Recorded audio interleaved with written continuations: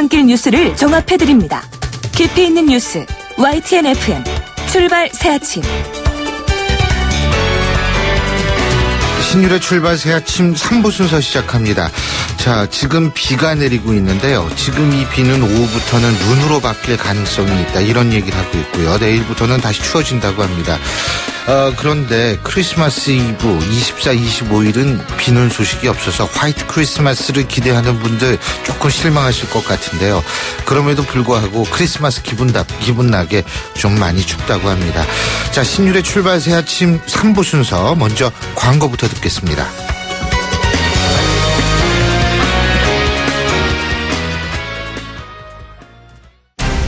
온도와 습도를 항상 일정하게 유지시켜주는 항온환습기 전문기업 AR. 전산센터, 반도체 공장, 미술관, 박물관, 귀중품 보관실을 30년 축적된 기술로 AR이 지켜드립니다. 24시간 확실한 서비스 보장 031-497-0561. 아유, 세 단계 종이 또 걸렸어?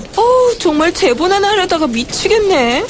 내가 진작 현대오피스로 바꾸라니까. 오늘 다 날 셀 거야. 이제 스트레스 받지 마세요. 사무기기 전문기업 현대오피스가 책임지겠습니다. 사무기기의 올바른 기준 현대오피스. 날이 화창하거나 비가 내리거나 눈이 내려도 나는 망설이지 않는다. 판단하기 전에 눈이 먼저 반응하는 브랜드 잭필드.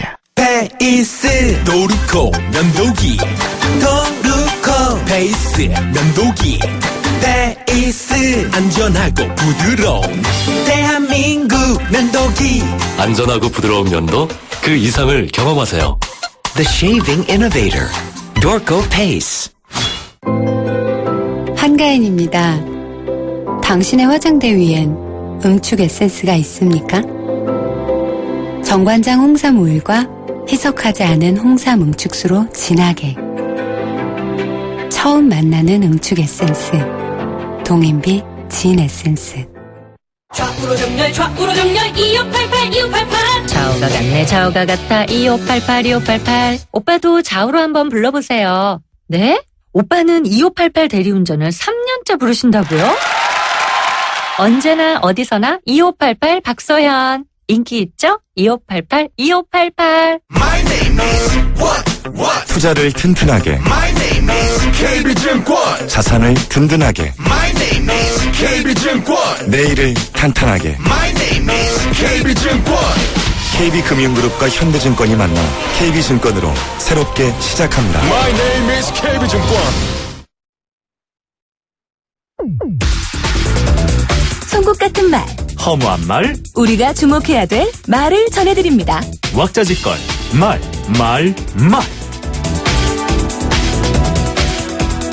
바람난 배우자와 불편한 동거보다는 제 갈 길 가는 게 맞다.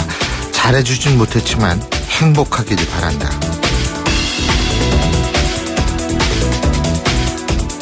새누리당 김진태 의원이 비박계 탈당 결행 소식이 알려진 후 출입 기자들에게 보낸 문자 메시지 내용이라고 합니다. 그럼에도 정치권에서는 위장 이혼이 될 가능성을 말합니다. 다시 말해서 대선을 앞두고 친박과 비박이 다시 합칠 가능성을 말한다는 건데요. 그런데 이것은 어디까지나 정치공학적 접근에서 비롯된 주장이라고 생각합니다. 그리고 설사 합친다 하더라도 누가 누구를 흡수하느냐에 따라 상황은 달라질 수 있습니다. 지금은 대선 국면이기 때문에 단순히 정당의 소속 의원 숫자로 정당의 세를 판단할 수는 없습니다. 그래서 하는 말인데, 진짜 이혼이 됐든 위장 이혼이 됐든 친박과 비박 간의 사활을 건 경쟁은 다시 시작됐다고 볼 수 있는 겁니다. 여기에는 반기문 총장이 중요한 역할을 할 텐데 반 총장의 선택 과연 무엇일까요?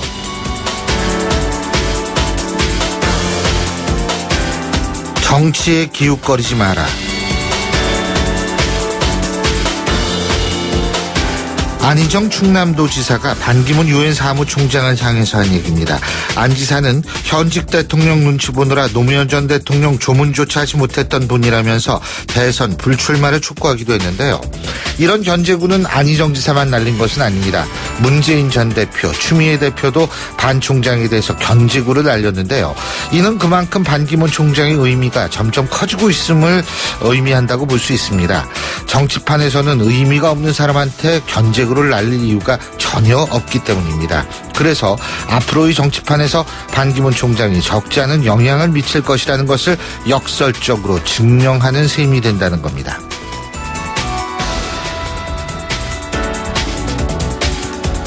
끔찍한 사건을 겪은 후 가장 먼저 취해야 할 조치는 수면이다.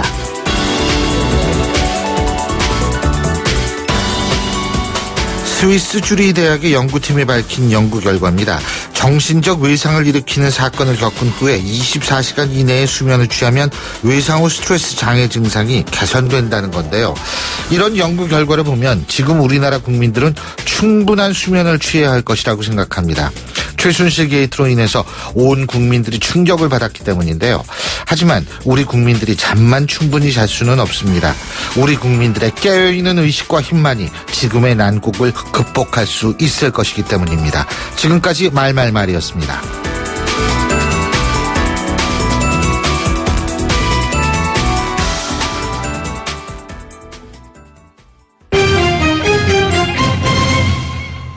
경제 뉴스 알아보겠습니다. 한국경제신문의 정인설 기자 전화 연결합니다. 안녕하십니까? 안녕하세요. 예, 특검이 이 현판식, 그러니까 이 문패를 달자마자 한 게 국민연금과 보건복지부 압수수색한 거죠. 그죠? 네, 그렇습니다. 예. 오늘 아침 조간신문에 작년 6월 말에 박근혜 대통령이 안종범 전 수석에게 삼성 합병을 도와주라고 했던 그 메모를 확보했다 이런 보도가 있었는데 이 보도 사실 여부를 확인해야 되고 이게 사실이라면 특검이 첫날부터 이렇게 바로 치고 나간 그 이유를 짐작할 수 있게 되는 거죠. 첫 압수수색 대상이 국민연금공단과 보건복지부였는데요. 삼성물산 제일모직 합병에 찬성한 배경이 뭐냐. 결국에 대통령의 제3자 뇌물 혐의에 규명하는데 핵심 수사 대상이 되는 거고요. 이 배임 혐의도 보는 거고 합병 찬성 결정에 윗선의 개입이 외압이 있었는지도 수사 대상이 되고 있습니다. 그리고 특검은 정유라 씨에 대한 체포영장을 발부받았는데요. 이게 현재 최순실 씨에게 심리적 압박을 가해서 뇌물 혐의를 한번 풀어보려는 것으로 보입니다. 이런 여러 가지 의혹이 있는 가운데 오늘 이른바 우병우 청문회가 열리고요. 대통령 탄핵 첫 준비 기일도 시작을 하게 됩니다. 자, 그리고 리차드 막스라는 유명한 가수 때문에 알려진 거 대한항공 기내 난동 사건이 있었지 않습니까? 네, 국가적 만신이었죠. 예. 그렇죠. 근데 이 난동 부린 사람이 습관적 기내 난동 증후군을 앓고 있는 사람 같아요. 9월에도 맞습니다. 기내 난동 벌였다고 그러던데. 근데 아무런 처벌도 받지 않고 글쎄 말이에요. 두 번째고 이번 또 다시 돌아갔다고 하죠, 그냥. 이거 심각한 문제인데 말이에요. 우리나라도 그렇죠. 미국처럼 좀 엄벌에 처해야 되는 거 아닌가 이런 생각이 드는데. 자, 대한항공 조종사들이 또 오늘 0시부터 부분 파업에 들어갔네요. 11년 만에 파업이라고 하는데요. 지난 7일에 노사 간 최종 협상이 결렬돼서 파업에 들어갔고요. 네. 이미 오늘 어제 자정이죠. 오늘 오전 0시부터 30일 자정까지 파업을 하겠다라고 지금 선언을 했고요. 이유는 임금 인상 때문에 그렇습니다. 노조는 29% 인상을 요구하고 있고 사측은 1.9% 더 이상 안 된다. 이걸 고수하면서 합의를 하지 못하고 있는 상황이고요. 노조는 회사가 그 1.9%에서 조금만 더 올려줬으면 파업까지 안 하겠다라고 하는데 여전히 노사 간 평행선을 달리고 있으면서 파업에 들어갔습니다. 그렇군요. 근데 이게 노조는 조종사들의 인력 유출 때문에 불가피하게 파업에 들어갔다 이런 주장을 하고 있는 모양이던데. 그렇습니다. 노조는 주장이 이런 겁니다. 국내에서 받는 임금의 2-3배 정도를 해외에서 스카우트해 간다는 거죠. 가장 많이 가는 곳이 이제 중국, 거의 파일럿의 블랙홀이다 이런 얘기까지 나오고 있는데 중국 항공 시장이 급격히 커지니까 한국 조종사들을 많이 데려간다는 거죠. 그러니까 수년째 수백 명이 빠져나갔는데 이 빈자리를 좀 더 저임금의 다른 외국인 파견 조종사로 대체하고 있어서 비행 안전에 심각한 영향을 준다라고 노조는 주장을 하고 있습니다. 근데 사측은 아직은 그렇지 않고 일반직 노조와 같은 수준으로 임금을 올려주지 이미 고임금이라는 얘기가 있는데 더 올려줄 수는 없다 이렇게 맞서고 있는 상황입니다. 지금 우리나라 조종사들의 임금이 한 1억이 넘는 걸로 알고 있는데. 억대 연봉이죠. 그런데 중국은 2억에서 3억 사이로 주는 모양이더라고요. 그렇습니다. 거기에 또 계약금까지 얹어주고 그러면서 많이 빠져나가고 있다라는 게 노조 주장이죠. 근데 이제 그렇다고 이게 10% 올린다. 예를 들면 월급을. 이게 일반 봉급쟁이들의 연봉을 올려달라는 얘기가 되기 때문에.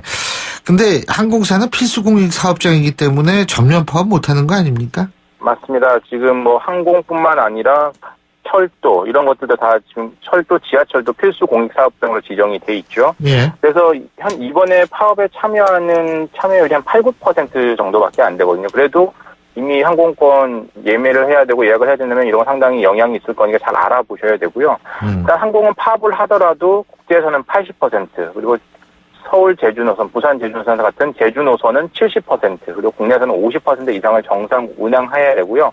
현재 참가율이 한 7, 8%밖에 되지 않기 때문에 영향은 제한적이겠지만 만약에 노사간이 계속 평행선을 달리면 그 참가율이 높아지면 상당한 영향을 받을 것으로 보입니다. 예.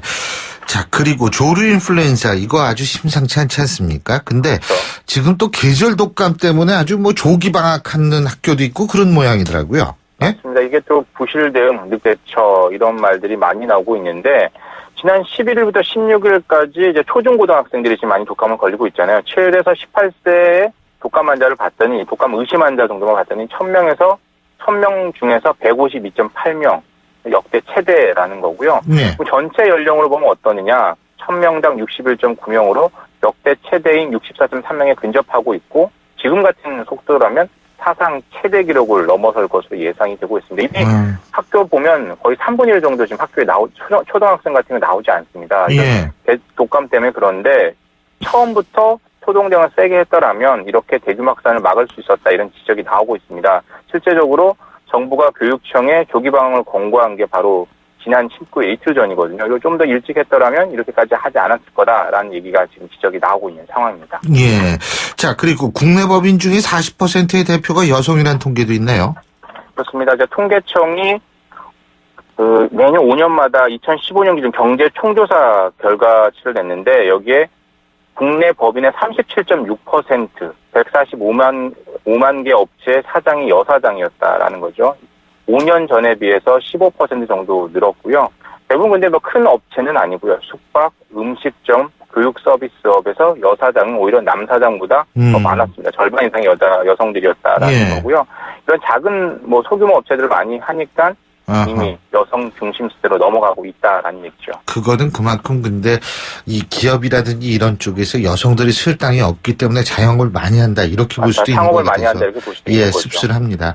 오늘 말씀 여기까지 듣죠. 고맙습니다. 감사합니다. 지금까지 한국경제신문의 정인설 기자였습니다.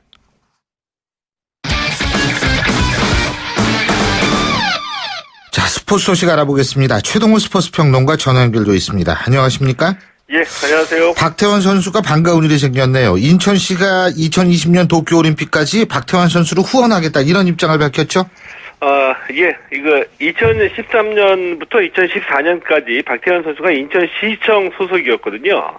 근데 지난 9월에 다시 인천시청하고 계약을 했고요.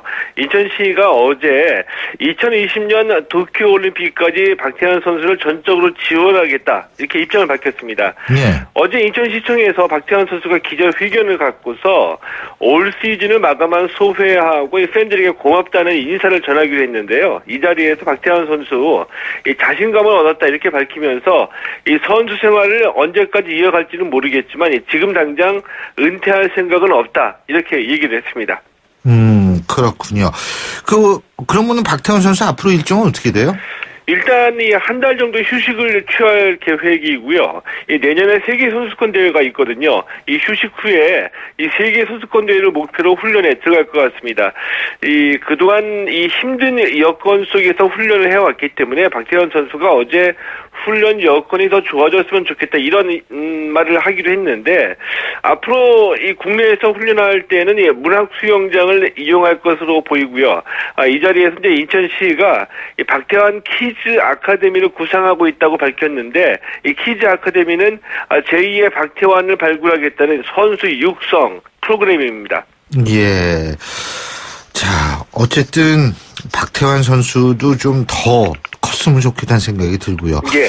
또 독일 분데스리가 아우그스부르크의 지동원 선수 어제 전반기 마지막 경기에서 골을 넣었네요. 리그 3호 골이라고 그러죠? 예, 그렇습니다. 아우구스부르크의 지동원 선수, 이 분데스리가 전반기 마지막 경기를 골로 장식했습니다. 예. 어제 이 도르트문트와의 경기에서 이 최전방 공격수로 선발 출전했거든요. 이 전반 33분에 선제골을 터뜨렸습니다. 이 시즌 4호 골이자 리그 3호 골인데요. 아우구스부르크가 후반 시작 2분 만에 동점골을 내주고서 1대1 무승부에 그쳤습니다. 지동원 선수 분데스리가 전반기 16경기에서 모두 출전해서 3골 어시스트 1개를 기록했습니다. 후반기는 다음 달 21일에 시작합니다. 예. 그리고 축구 소식 하나 더 얘기를 해보면 요즘 축구계에선 강원FC가 화제라는데 2부 리그에서 1부 리그로 승격을 했는데 거의 팀을 뭐 창당은 이제 하도 요새 분당이 많아서 재창단하는 수준으로 선수들을 영입한다 그러죠? 예, 그렇습니다. 이 강원FC가 올해 2부 리그에서 1부 리그로 올라온 팀이거든요. 시즌이 끝나자마자 국가대표 출신 이근호, 오범석 선수를 영입하더니 이어서 이 올림픽팀 출신인 문창진, 이범영 선수 영입했고요. 또 연령별 대표팀 출신 선수들을 적극적으로 영입했습니다. 그러다가 어제 이 K리그 MVP로 선정된 정조국 선수까지 영입을 한 겁니다. 각급 대표팀 출신 선수들만 10명을 영입해서 아예 팀을 재창단하는 수준으로 선수들을 불러들이고 있거든요. 이 처음에 강원FC가 적극적으로 투자하는구나 이 정도로 바라보다가 쉴 새 없이 선수들을 영입하니까 이제는 무슨 돈으로 선수들을 데려가는지 내년에 선수들 월급을 제대로 줄 수 있는지 걱정하는 우려까지 나올 정도입니다. 바로 그거죠. 이게 지금 강원FC가 강원도의 지원을 받는 도민구단인데 이게 재정이 열악할 수밖에 없는 거 아닙니까? 돈이 어디 있어요. 근데 이렇게 한꺼번에 많은 투자한다는 거 이게 의외 아닙니까? 이제 그래서 이 강원FC의 선수 영입이 더 화제가 되고 있거든요. 올해 이 강원FC 예산이 65억 원 정도입니다. 근데 지금 뽑아놓은 선수까지 다 합쳐서 선수단 운영하려면은 올해 예산의 한 2배 정도는 더 필요하거든요. 강원FC 조태룡 대표가 이 내년 예산을 200억 원 규모로 꾸리겠다. 내년에 아시아 챔피언스 리그에 진출하겠다. 이런 목표를 제시했는데 과연 강원FC가 내년 예산 200억 원을 확보할 수 있을지도 주요한 관심사 중에 하나입니다. 이 조태영 대표가 넥센 히어로즈 단장 출신이거든요. 프로야구 단장까지 한 분이 이 보관도 없이 막무가내로 선수들을 영입했을 일은 없을 거라고 보고요. 내년에 강원FC가 성적뿐만이 아니라 마케팅도 과연 어떻게 풀어가는지 이것도 관심을 모을 것으로 보입니다. 자, 어제 프로배구에서는 1, 2위 팀끼리 맞붙는 빅매치가 열렸는데 현대캐피탈이 대한항공에 완승을 거뒀어요. 어제 1위 현대캐피탈과 2위 대한항공이 만났거든요. 이 현대캐피탈이 3대 0으로 가볍게 승리하고 1위 자리를 지켰습니다. 이 문성민 선수의 활약이 돋보였는데 이 서브 에이스 2개를 포함해서 팀 내 최다 득점인 18득점을 기록했습니다. 현대캐피탈이 서브 에이스 9개를 기록했고요. 이 대한항공이 2개에 그쳐서 이 서브 에이스에서 확연하게 차이가 드러났습니다. 1, 2위 팀 격돌치고는 다소 싱겁게 승부가 결정이 난 거죠. 오늘 말씀 잘 들었습니다. 고맙습니다. 고맙습니다. 지금까지 최동원 스포츠 평론가였고요. 신율의 출발새 아침 3부 순서 여기서 줄입니다. 잠시 뒤 4부에서 뵙겠습니다. 안녕하세요. 배우 박하선입니다. 아버지의 사업 실패로 좁은 차에서 생활하던 은혼의 가족이 새 집을 찾고 가스 폭발로 전신 화상을 입은 현석이가 치료비 걱정을 덜 수 있었던 것은 다 여러분의 사랑 덕분입니다. 누구에게나 찾아올 수 있는 위기의 순간, 월드비전은 위기 아동 지원 캠페인을 통해 도움이 절실한 가정을 긴급 지원합니다. 연말 연시 여러분의 사랑이 꼭 필요한 곳에서 희망이 될 수 있도록 월드비전과 함께해주세요. 후원 문의 1688-3570 1688-3570. YTN 라디오 캠페인 더 가까이. 안녕하세요. 인간비타민 또 고슴도치 엄마 장영란입니다. 엄마들이 요맘때 되면 고민이 참 많아져요. 아이들 선물 와우 고민되죠. 크리스마스 크리스마스 끝나면 또 설 선물 골치 아파요. 소중한 우리 아이들에게 이런 선물은 어떠세요? 건강한 지구. 아이들이 마음껏 뛰놀 수 있는 비옥한 땅, 실컷 숨쉬고 마실 수 있는 깨끗한 공기, 후룩후룩 걱정 없이 마시는 맑은 물. 얼마면 살 수 있냐고요? 빼세요. 빼라고요. 이번 연말 선물엔 포장비를 빼세요. 과대 포장을 줄이는 것만으로도 건강한 지구를 선물해 줄 수 있답니다. 속이 꽉 차야지 겉만 화려하면 뭘 하냐고요. 빼세요. YTN 라디오 캠페인 더 가까이 한국환경공단과 함께합니다. 골프 장갑도 G맥스, 생산 장갑도 G맥스, 헬스 장갑도 G맥스, 가죽 장갑도 G맥스, 장갑하면 G맥스, 대한민국 우리 장갑 G맥스. 30년 한길 범양 글러브가 만듭니다. 글러브 맥스. G맥스. 일제강점기 조국 항일투쟁에 독립자금을 보태었던 재외동포. 근대화 시기에는 선진기술과 인재를 길러 경제발전의 밑거름이 되어주었고, 지금은 경제 영토를 넓히며 한류 확산과 모국의 역사, 문화를 바로 알리기 위한 공공외교를 실현하고 있습니다. 다가올 통일시대 전세계 720만 재외동포는 한반도 통일을 위한 발걸음의 든든한 지원군이 될 것입니다. 이민으로 해지지 않는 나라 대한민국. 재외동포가 큰 자산입니다. 이 캠페인은 720만 재외동포의 든든한 버팀목 재외동포재단과 함께합니다. 날카로운 분석, 내일을 보는 시선, 신율의 출발 새 아침. 신율의 출발 새 아침 4부 순서, 먼저 광고부터 듣겠습니다. 한가인입니다. 요즘 에센스 종류 참 많죠? 전 뭘 쓰냐고요? 전 진짜 진한 에센스를 써요. 응축 에센스. 정관장 홍삼 오일과 희석하지 않은 홍삼 응축수로 진하게. 처음 만나는 응축 에센스. 동인비 진 에센스. 투자를 튼튼하게, 자산을 든든하게, 내일을 탄탄하게. KB금융그룹과 현대증권이 만나 KB증권으로 새롭게 시작합니다. 엄마, 침대가 좁아. 이사 갈 때 바꾸자. 침대가 불편해. 비싼 건데 참아. 침대 왜 사서 고생하세요? 코웨이 매트리스 맞춤 케어 렌탈하세요. 위생관리와 타퍼 교체는 기본, 6년마다 새 매트리스로 업그레이드. 침대 이제 코웨이가 답이다. 6년 약정 기준이며 업그레이드는 신규 렌탈 계약 시 제공됩니다. 신율의 출발 새 아침, 오늘 순서 시작합니다. 오늘 아침 당신이 듣고 싶은 뉴스 94.5MHz YTN 뉴스 FM 신율의 출발 새 아침.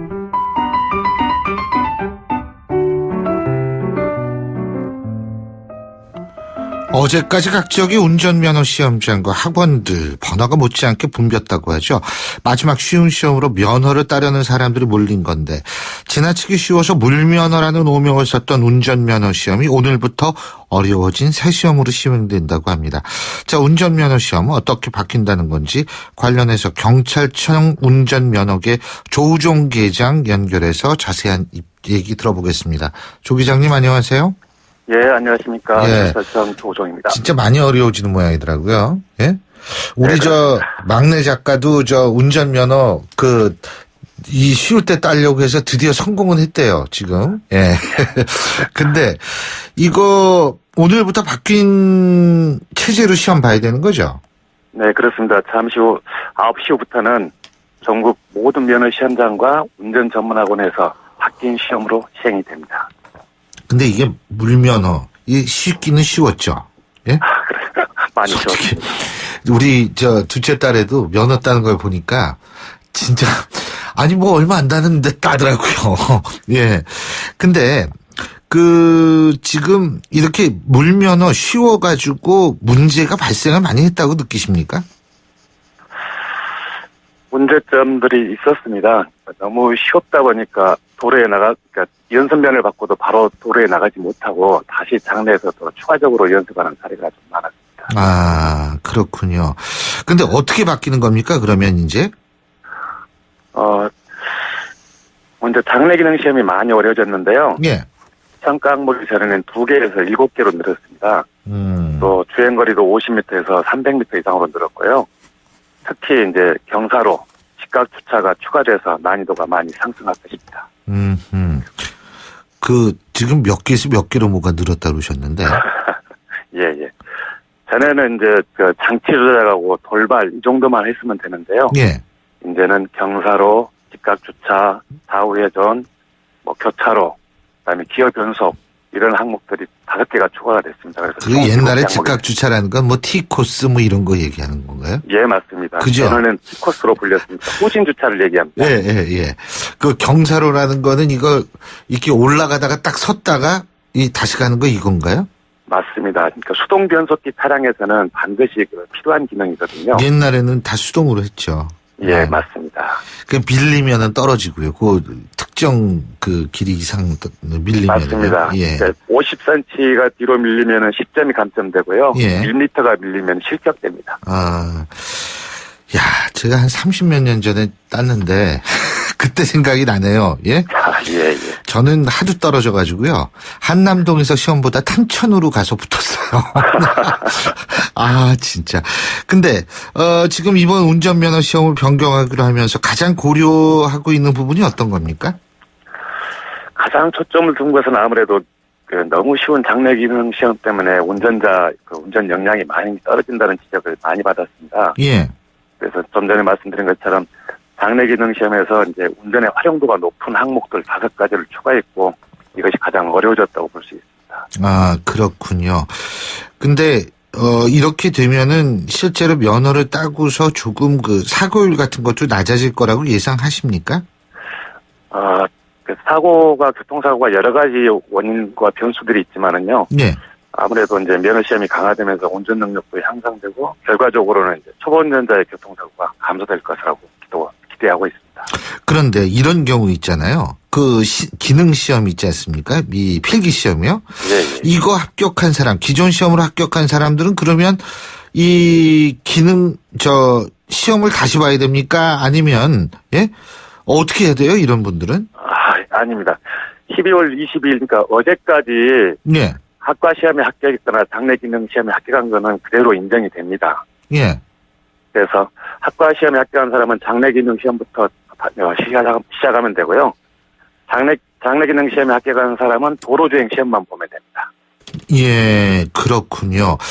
그러면 또 이렇게 어려워지면은 요새 불법 교습 같은 거 좀 줄었습니까? 어떻습니까? 아무래도 불법 운전교습에 대한 유혹들이 좀 있는 것 같습니다. 학원보다 한 절반 정도 싼 가격을 제시하고 유혹들을 하고 있는데요. 예. 그래서 저희 경찰청에서는 항상 이제 겨울방학이라든지 여름방학에 특별 단속을 실시하고 있습니다. 올해는 다음 주 월요일부터 10월 26일부터 2월 말까지 약 10주간 불법 운전교육에서 특별 단속을 하고 있습니다. 예, 그게요. 운전 면허 시험에서만 문제가 되는 그렇게 불법 교습이라는 게 사실 다른 도로 위에 다른 운전자한테도 피해 줄 수 있는 거 아니에요. 그죠? 맞습니다. 다른 운전자뿐만 아니라 본인도 이게 정식 학원이 아니기 때문에 교통사고가 발생하면 본인에게 부상금이 청구된다든지 이런 불이익을 받을 수 있습니다. 그렇죠. 근데 앞으로 운전면허 시험 볼 분들한테 좀 염두에 줄 점 같은 거 조언 좀 해주신다면 어떤 게 있을까요? 시험이 많이 어려워졌다고 하지만은 결과적으로 안전을 위해서는 반드시 익혀야 될 항목들입니다. 예. 그래서 어떤 비용으로 안전을 이렇게 환산하기는 어렵다고 생각이 들고요. 그렇죠. 그래서 충분하게 연습 또는 교육을 받아서 처음에 도로에 나갈 때부터 안전이 확보된 상태에서 운전할 수 있기를 기대해보고 있습니다. 예, 잘 알겠습니다. 오늘 말씀 여기까지 듣겠습니다. 고맙습니다. 네, 감사합니다. 지금까지 경찰청 운전면허계 조우종 계장이었습니다.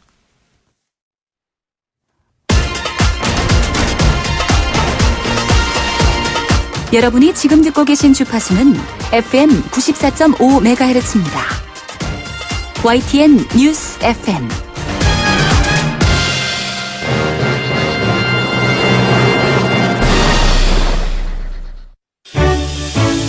역사의 시선으로 뉴스를 읽어봅니다. 히스토리 뉴스.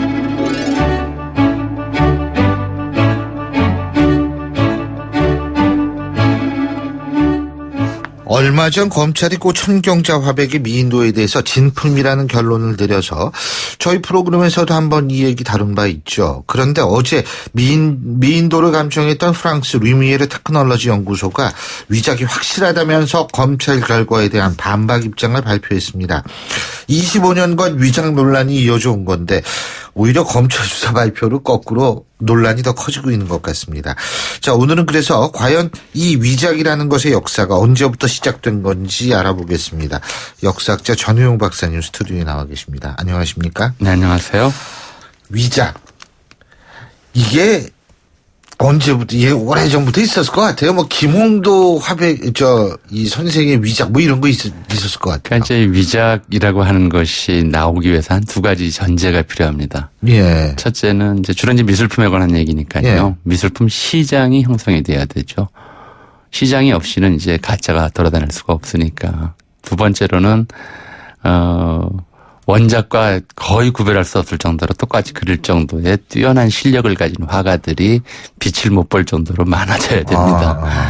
그렇죠. 그렇지 않고서야 그렇죠. 남의 그림을 그릴 이유가 없지 않습니까? 그러니까 쉽게 말하면 작품의 심미적 가치를 떠나서 이제 작가의 이름과 관련된 가치 또는 시장 가치 또는 투자 가치라는 것이 형성이 돼야 위작 시장이라는 것이 나오게 되는 거죠. 예. 그러니까 뭐 사실 남의 글씨 누구나 그렇지 않습니까? 처음에 글씨 공부할 때도 이제 그 글씨 본 갖다 놓고 베껴 쓰기 연습하지 않습니까? 예. 그림 그리는 것도 남의 그림 모사하면서 그림 그리는 공부 옛날엔 다 시작들을 했죠. 그러니까 전부가 위작이었지만 똑같지를 못하니까 위작이라는 얘기를 못 들었던 거고요.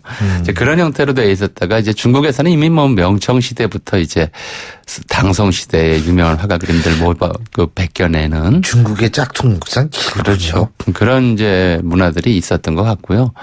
이런 걸 이제 판별하기 위한 학문이 별도로 이제 그 정착하고 확산되는 것이 예. 이제 청말의 고증학이라고 하는 거였죠. 그러니까 이제 문헌도 그렇고 그림도 그렇고 금속문도 그렇고 그러니까 우리나라에서는 이제 이런 고증학에 관해서 탁월한 이제 좀 그 뭐랄까요 비조격으로 이제 일컬어지는 분이 이제 추사 김정희 선생이고 이렇죠. 김정희 선생이 또 그렇게 위작도 금속문에 대해서 굉장히 금속에 대해서 탁월했었고요. 이런 거라서요. 우리나라에서 위작 시장이 언제 형성되었느냐, 또 위작 작가들이 언제 나왔느냐는 걸 특정하기는 어렵지만 대략 이제 18세기 말에서 19세기 가서는 이제 이런 문제들이 종종 이제 거론되기 시작했습니다. 그렇군요. 근데 과거에 만약 그게 가짜를 판다 그러면은 무슨 뭐 어디 불려가서 곤장 맞고 이랬어요? 그게 의미가 없는 일이 사실은 가짜를 그린다고 하는 것 자체가 굉장히 이제 똑같이 그린다는 것이 어려운 일이었고요. 또 그걸 뭐 진짜니 가짜니 그 소문이 날 만큼 이렇게 좀 진행되는 것도 아니죠. 왜냐하면 아무리 이제 그 18세기, 19세기에 위작 시장이 일부 형성되었다 하더라도 위작 작가가 나왔다 하더라도 그 신품인지 여부를 알 도리가 없었어요. 그러니까 이제 모를 도리가 없었다는 게 불러다가 물어보면 되는 거였거든요. 화가의 사회적 지위가 별로 높지를 않았기 때문에 이제 누가 이제 이게 겸재 그림이다 또는 신윤복 그림이다 뭐 이렇게 이제 들고 왔으면 화가가 불러다 물어보는 거죠. 네 그림 맞냐 이렇게 물어볼 수 있는 정도였기 때문에 그렇게 발각되지도 않았고 또 뭐 이렇게 넓게 형성되기도 어려운 그런 조건이었던 것 같습니다. 근데 지금 같은 경우에 이제 루미에르 테크놀로지가 아주 유명한 연구소잖아요. 그렇죠?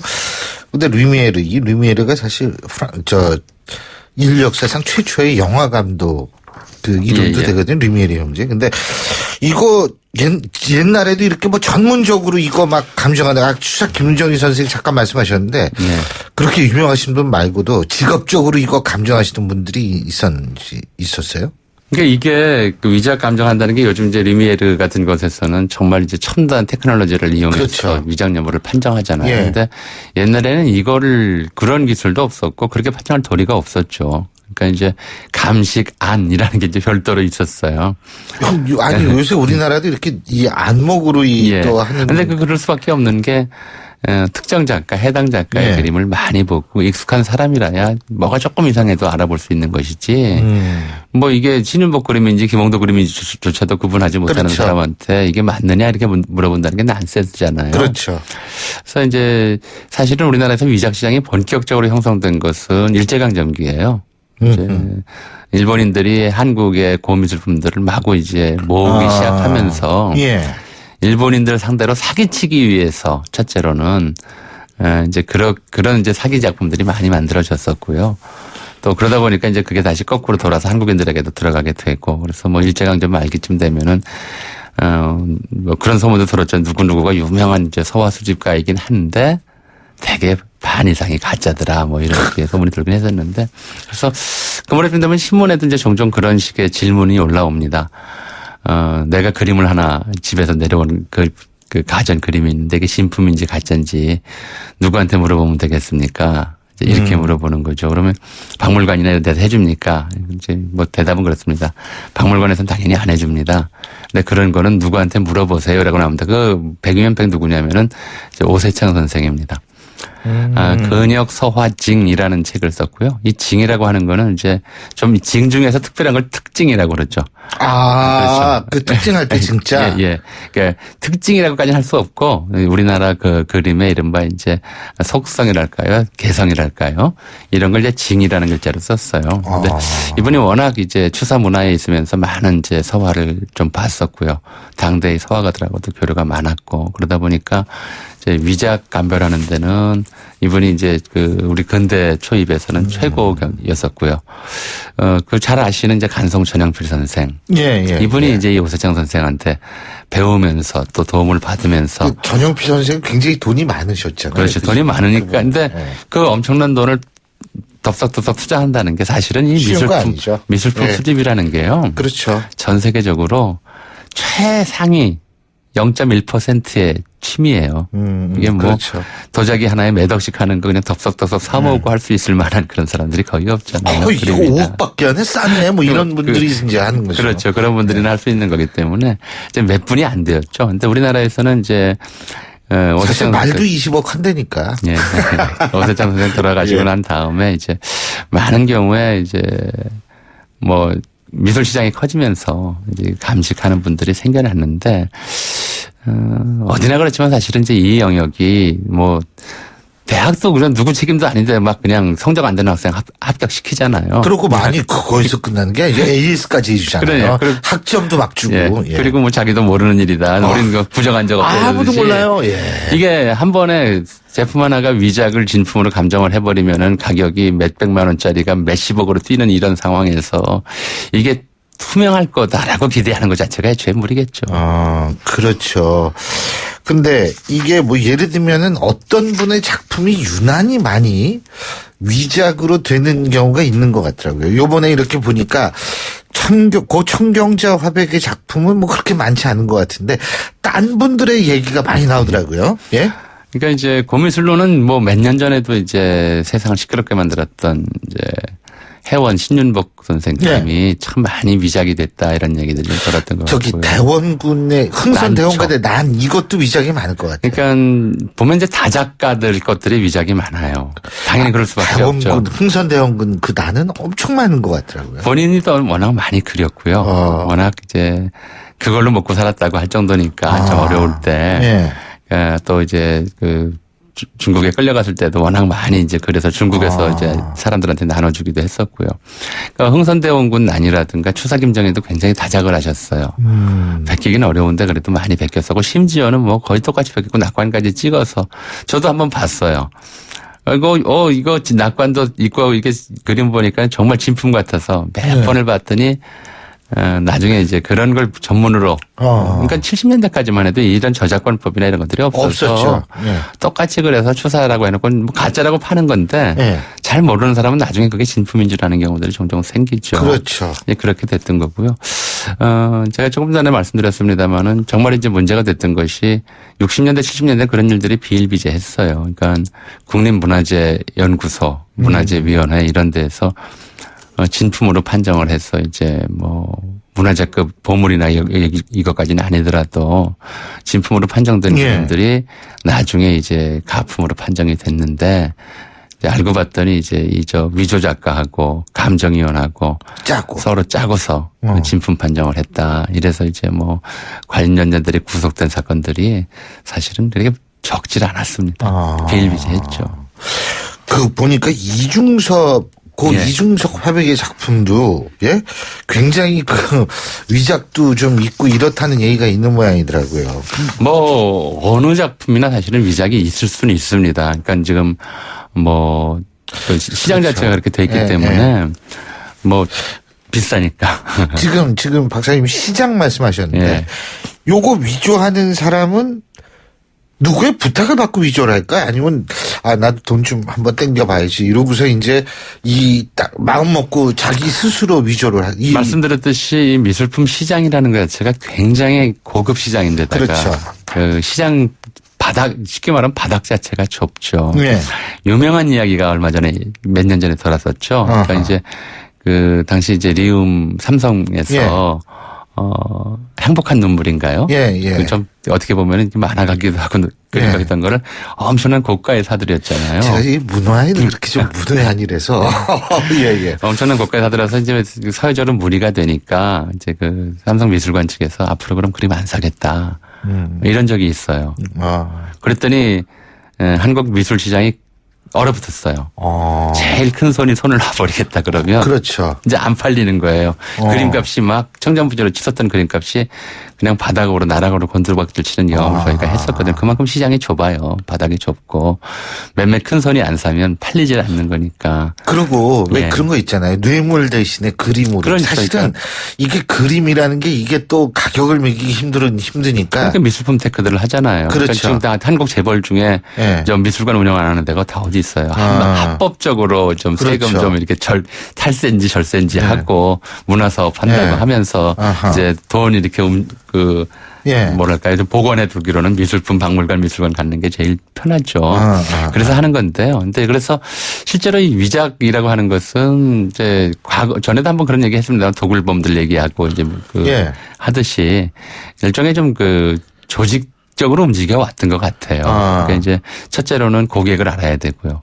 고객 중에서도 어떤 고객이 좀 약간 좀 허영기는 좀 있고 문화적으로 좀 관심을 있는 척하는데 실제로 잘 모르는 사람이 있다. 이 고객하고 연결해 줘야 되고요. 그러니까 예를 들면 말 같은 거 최순실한테 이렇게 위작 작가들도 또 한쪽에서 연결을 해서 이제 작업, 쉽게 말하면 이제 범죄 용어로 작업에 들어가는 거죠. 이런 작업으로 만들어지는 경우들이 가장 많았던 것 같습니다. 근데 이제 일제강점기에도 이제 많이 만들어졌던 것이 이제 세월이 흐르니까 사실은 일제강점기에 만든 위작하고 단원 해원 시대하고는 기껏해야 100년 차이밖에 안 나요. 지금에 와서는 지금 별 차이 다 옛날 거가 돼버리지만 그 당시에도 이제 그렇게 위작을 해서 일본인이나 아니면 한국인의 이제 신흥부자. 신흥부자가 이제 주로 의사들이 많았어요. 그 전까지는 이제 중인이었다가 근대화 이후에 양반이 돼버리니까 그러니까 이 사람들은 이제 이런 감시관이 떨어진다고 생각을 해서 의사 컬렉터들이 사기를 많이 당했었죠. 근데 어쨌든 제가 볼 때 이런 위작은 시장이 존재하는 한은 아마 계속 있을 거라는 생각이 들 수밖에 없습니다. 오늘 말씀 여기까지 듣겠습니다. 고맙습니다. 네. 지금까지 역사학자인 전우용 박사님과 함께 했고요. 자, 신율의 출발 새 아침 목요일 순서는 여기서 모두 줄이겠습니다. 자, 오늘 우병우 청문회가 있는 날입니다. 내일은 또 어떤 뉴스를 가지고 여러분을 만나 뵙게 될지. 자, 저는 내일 아침 7시 15분에 다시 오겠습니다. 신율이었습니다. 고맙습니다.